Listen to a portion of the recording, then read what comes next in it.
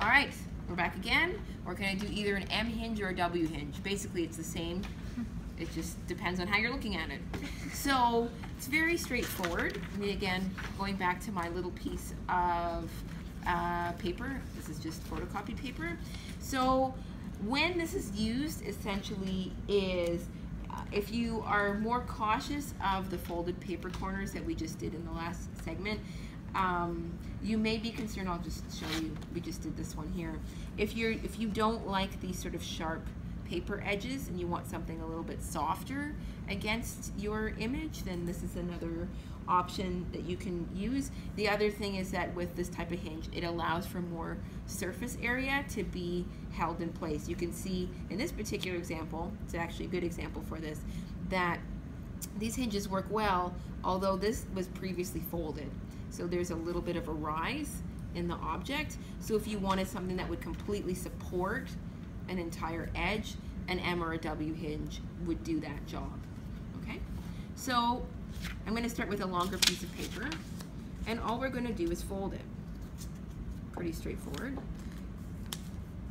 I guess I could use a bone folder, but I didn't in this case for the demo. But again, if you wanted a really clear, awesome. You know what's great about doing demos, people in TV land, is that supplies just magically appear. It's wonderful. So I'm just going to continue to fold. So this piece is a little bit long. That's okay. So as I go, I'm actually going to make this a little bit longer on the one side to give it a bit more support in the back.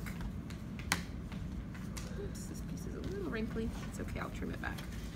So again, it's a little bit funny shaped, but you can see it's when I pull it apart, I've now created a W or an M. Okay. Ooh. All right. So all I'm doing after this is I'm going to trim. And ideally, I want to have more than one of these. So I'm going to do the whole thing again very quickly. So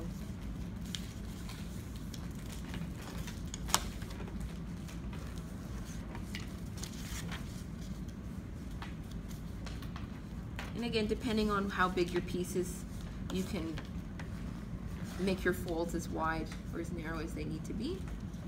Do one more fold. Sorry, I have to just count. Yep. Across. Okay. Great. So now I have my hinge, and for my particular piece it's quite long. Okay, so I'm going to trim it back a little bit, and again, it's sort of, my paper's a little bit wrinkly on this side anyways, so it's fine. So to demo, here's my print. So essentially I would put it in, and it's inserted inside that M or W shape. Okay, so it's got a little ledge to sit on. This is quite large. That's very exaggerated. And again, you can control the size of, so if you only wanted to have a little bit showing, I would make this a narrower fold and figure out exactly what you wanted to do.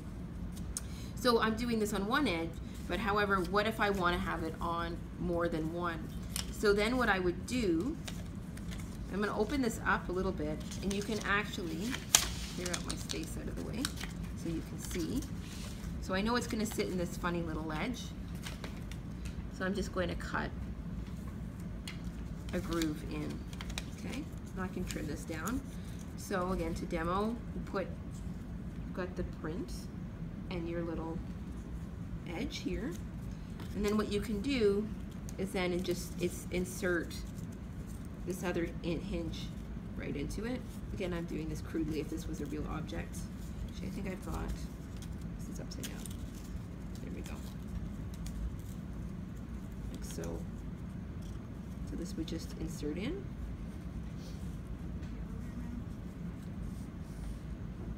Okay, so we've got the narrower part in front. It's wider in the back, and then from here I'll just trim these down. Again, this is just crude for my demonstration.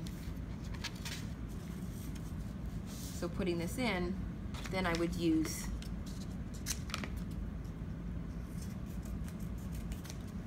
duct tape, some sort of tape.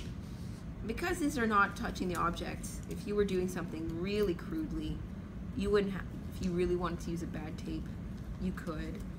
I mean, I wouldn't, just for the sake of the object, but if you had a reproduction or something you didn't care as much about, you could use a tape, you know, where that was a bit more inexpensive.